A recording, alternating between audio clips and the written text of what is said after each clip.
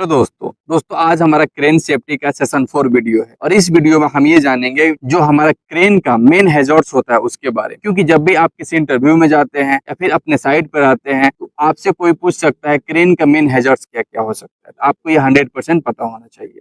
दोस्तों विदाउट कोई डिले किए हुए हम अपने वीडियो को स्टार्ट करते हैं। इसमें हम ये समझेंगे विथ एग्जांपल्स के साथ एक क्रेन का हैजर्ड्स क्या क्या होता है, जिसमें हमारा फर्स्ट आता है ओवरलोडिंग। दोस्तों ओवरलोडिंग सुनते ही आपके माइंड में ये आता है लोड से ज्यादा होना। Exceeding the crane capacity level it can cause mechanical failure, यानी कि क्रेन कैपेसिटी से ज्यादा लिफ्टिंग करना, उससे ज्यादा लोड को उठाना, ये क्या कर सकता है, मैकेनिकल फेलियर कर सकता है। वहां पे टिपिंग हो सकता है, यानी कि मैकेनिकल फेलियर हुआ, वो बूम कोलैप्स हो सकता है, वहां पे वायर रोप डैमेज हो सकता है। इसका एग्जांपल क्या हो सकता है, a crane lifting a concrete panel heavier than its rated capacity leading to a crane booms collapse. यानी कि दोस्तों आप वहां पे एक हेवी मटेरियल लिफ्टिंग करा रहे हैं और क्रेन की कैपेसिटी नहीं है उतने मटेरियल को उठाना, तो क्या कर सकता है, वहां पे वो बूम उसका जो होता है वो कोलैप्स कर सकता है। वहां पे कोई भी आप जो बेल्ट यूज कर रहे हैं, जो वायर यूज कर रहे हैं, या फिर क्रेन का जो वायर का कैपेसिटी है वो क्या हो सकता है, टूट सकता है। और जब भी वो टूटेगा तो क्या होगा कि बहुत बड़ा एक एक्सीडेंट कर सकता है। वहां पे वर्कर हो सकते हैं, वहां पे कोई मटेरियल हो सकता है, वो किसी बिल्डिंग पे गिर सकता है। आपको ये 100% पता होना चाहिए क्रेन की कैपेसिटी कितना है और कितने कैपेसिटी मटेरियल उठा सकते है। ओवरलोडिंग नहीं होना है। एंड सेकंड क्या हो सकता है दोस्तों, क्रेन ट्रिप ओवर, यानी कि क्रेन उसके ऊपर गिर जाना, फॉल कर जाना। Hazard can be caused by unstable ground, overloading material and incorrect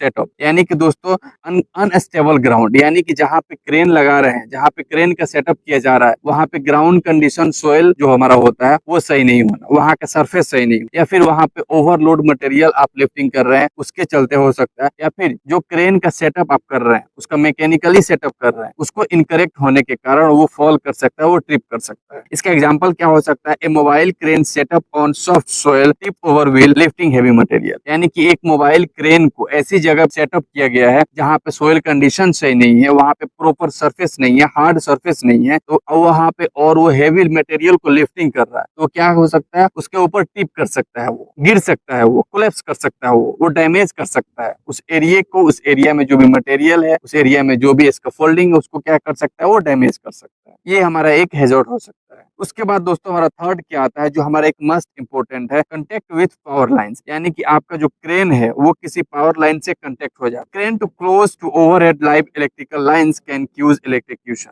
यानी कि जो क्रेन का आपका बूम है वो किसी ऐसी एरिया में वर्क चल रहा है जहाँ पे एक इलेक्ट्रिकल लाइव वायर है, उसमें वो टच करता है, वो क्या कर सकता है, इलेक्ट्रिक्यूशन कर सकता है। फॉर एग्जाम्पल इसका क्या होगा, during lifting a crane boom touches a live high voltage can cause electrocuting the operators and nearby workers. यानी कि दोस्तों जहाँ पे आप लिफ्टिंग करा रहे हैं या फिर लिफ्टिंग हो रहा है, तो वो आपका उधर एक हाई वोल्टेज इलेक्ट्रिकल वायर है जो आपके बूम को टच करता है, तो वो क्या कर सकता है, आपका जो उस ऑपरेटर है, ऑपरेटर जो क्रेन को मूव कर रहा है, उसको इलेक्ट्रिकल शॉक लग सकता है, उसको इलेक्ट्रिक्यूशन हो सकता है, या फिर वो फेटल डेथ भी हो सकता है अकॉर्डिंग टू वोल्टेज के अनुसार। या फिर उधर कोई नियर बाई वर्कर काम कर रहे हैं, उसको भी इलेक्ट्रिक्यूशन, उसको भी डेथ हो सकता है, उसको भी हाई वोल्टेज शॉक लग सकता है। जब भी आप ऐसी क्रेन एक्टिविटी चल रहा हो, वहां पे आप इंस्पेक्शन करने के लिए जाएं तो आप वहां पे चेक करें यहाँ पे कोई हाई वोल्टेज वायर तो नहीं है, और हाई वोल्टेज इधर वायर है तो कितने डिस्टेंस से क्रेन की बूम है वो किसी वायर में तो टच नहीं हो, क्योंकि वो एक मेजर एक्सीडेंट रोल प्ले कर सकता है। उसके बाद दोस्तों हमारा फोर्थ नंबर क्या हो सकता है, फॉलिंग लोड्स, लोड्स को गिर जाना, लोड किसी को फॉल कर जाना, सस्पेंडेड लोड टूट के नीचे गिर जाना। Load materials can be fall due to improper rigging, mechanical failure, या फिर सडन मोमेंट। यानी कि कोई भी लोड तब गिरता है जब वहां पे इम्प्रॉपर रिंगिंग हो। इम्प्रॉपर रिंगिंग जो दोस्तों उसे बोलते हैं जो एक क्रेन होता है और एक मटेरियल होता है, उसके बीच में जो पार्ट जो एक्टिविटी चलता है उसको वायर रोप से बांधा जाता है, या फिर उसको बेल्ट से बांधा जाता है, उसमें डी साइकिल, उसमें आई बोल्ट के थ्रू वो लिफ्टिंग किया जाता है, उसको हम रिंगिंग बोलते हैं। वहां पे कोई मैकेनिकल फेलियर के चलते वो क्या कर सकता है, फॉलिंग लोड हो सकता है, या फिर कोई सडन ऐसा मोमेंट आ जाता है उसके चलते वो फॉलिंग लोड हो सकता है, यानी कि लोड गिर सकता है। For example a poorly secured या not proper tie bundle of steel bars fall while lifting striking workers below. यानी कि एक स्टील बार्स को लिफ्टिंग जब आप करा रहे हैं, एक स्टील बार लिफ्टिंग हो रहा है और उसको जो टाई किया गया प्रॉपर, उसको बांधा नहीं गया है, उसको प्रॉपर फिक्स नहीं किया गया है, तो क्या हो सकता है, वो फॉल कर सकता है, वो डैमेज कर सकता है, जहाँ पे वर्कर काम कर रहे हैं उसके ऊपर गिर सकता है, कहीं ऐसे मटेरियल रखा हुआ है, कोई ऐसा मशीन है उसके ऊपर फॉल कर सकता है। ये हमारा क्या हो सकता है, एक रिंगिंग के चलते हमारा एक फॉलिंग लोड हो सकता है। दोस्तों हमारा एक फिफ्थ नंबर क्या है, हाई वाइंड एंड वेव, हवा की तेज होना या फिर वेदर खराब, ये हमारा एक हैजर्ड हो सकता है। सकता है, और ये है कि मेन हैजर्ड, एक मेन खतरा को लीड भी कर सकता है। Wind can destabilise any cranes specially tower crane during lifting any heavy material. यानी कि दोस्तों जब आप किसी एक ऐसी जगह पे क्रेन चल रहा है, क्रेन एक्टिविटी हो रही है, वहाँ पे वाइंड स्पीड ज्यादा हो जाना एज पर स्टैंडर्ड, उससे ज्यादा वाइंड स्पीड यानी कि हवा की तेज हो जाना, या फिर वैसे वेदर कंडीशन हो जाना जो क्रेन को या फिर उधर मटेरियल जो लिफ्टिंग हो रहा है उसको वो क्या कर सकता है, कोलैप्स करा सकता है, उसको डैमेज कर सकता है। ये हमारा एक हैजर्ड हो सकता है। For example A high speed of wind condition suspended load into A near by building using dam. यानी कि वाइंड स्पीड वहाँ पे बहुत तेज है और वहाँ पे एक हैवी मटेरियल्स को लिफ्टिंग हो रही है, वहाँ पे एक सस्पेंडेड लोड है, तो वाइंड स्पीड के चलते आपका जो मटेरियल है वो क्या होगा, मूव होगा, वो किसी बिल्डिंग में टक्कर कर सकता है, वो किसी स्कैफोल्डिंग को कोलैप्स कर सकता है, या फिर आपका क्रेन भी कोलैप्स कर सकता है। आप ये 100% इंश्योर, आपको ये पता होना चाहिए वाइंड स्पीड कितना है जब भी क्रेन एक्टिविटी चल रहा हो। उसके बाद 6 नंबर हमारा होता है इनएडिक्वेट कम्युनिकेशन, प्रॉपर कम्युनिकेशन का नहीं,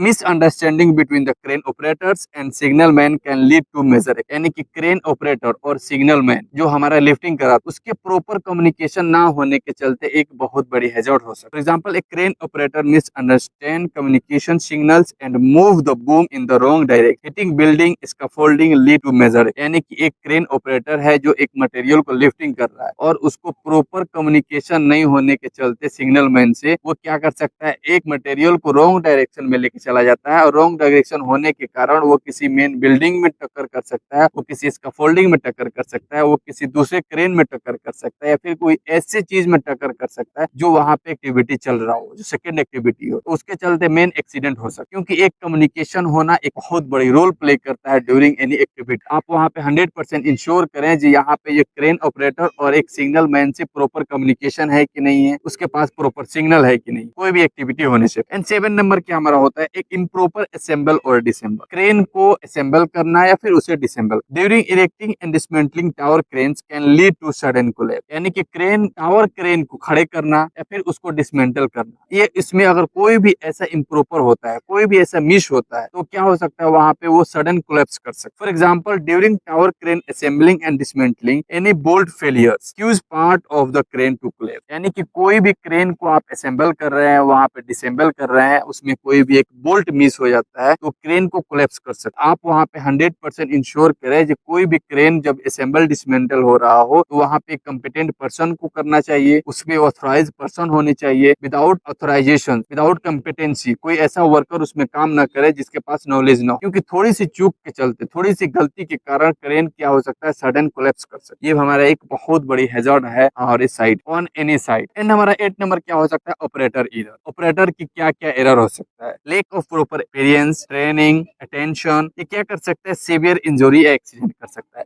यानी कि ऑपरेटर के पास प्रॉपर एक्सपीरियंस नहीं है, उसके पास ट्रेनिंग नहीं है, उसके पास अटेंशन नहीं है। एक सिंपल भाषा में ये बोले, ऑपरेटर जो है वो आपका ट्रेंड नहीं है, उसके काम का कोई नॉलेज नहीं, और उसको आप एक क्रेन पे बैठाते हैं, उसको आप क्रेन से लिफ्टिंग कराते हैं, तो वो क्या कर सकते हैं, वो एक बहुत बड़ी एक्सीडेंट को लीड कर सकते हैं, बहुत बड़ी एक्सीडेंट करा सकते, क्योंकि विदाउट कंपिटेंसी उसको ये पता नहीं होगा किस क्रेन को किधर लेके जाना है। For example, a untrained operator signals man swing load too fast using the crane to sway and trip. यानी कि क्रेन ऑपरेटर जब उसके पास कंपिटेंसी नहीं होगा, जब उसको नॉलेज नहीं होगा, तो उसको ये पता नहीं होगा कि क्रेन को कब किस मूड में लेके जाना है, क्रेन कितने हाई, कितने स्पीड में लेके जाना है, कब वाइंड कंडीशन कितना है, हवा की रफ्तार कितना है, उसमें क्रेन को कितने स्पीड में लेके जाना है, या फिर क्रेन को किस डायरेक्शन से किस डायरेक्शन लेके जाने के लिए कितने स्पीड में हम उसको राउंड कर दें, कितने स्पीड में वो राउंड करेगा। ये प्रॉपर इन्फॉर्मेशन उसके पास होनी चाहिए, एक प्रॉपर क्रेन का सर्टिफाइड वो होने चाहिए, क्योंकि विदाउट कंपिटेंसी वो भी एक एक्सीडेंट को लीड कर सकता है। तो दोस्तों ये था हमारा एक क्रेन के बारे में, जो क्रेन हैजर्ड्स क्या क्या आपका होता है, आपके साइड पे 100% ये पता होना चाहिए, और कोई भी आपसे पूछेगा तो आप क्रेन हैजर्ड्स के बारे में बता सकते हैं विथ डिफिनेशन, विथ एग्जांपल्स के साथ। उम्मीद करते हैं दोस्तों आपका ये वीडियो अच्छा लगा होगा, और आप हमारे साथ अभी तक बने हैं तो इस चैनल को सब्सक्राइब करें, अपने दोस्तों के पास शेयर करें। और ये हमारा सेशन 4 वीडियो है, अगर आप सेशन 1, सेशन 2, सेशन 3 नहीं देखे हैं, आप इस चैनल पे जाकर देख सकते हैं, एक अंडरस्टैंडिंग के लिए अबाउट क्रेन शेप।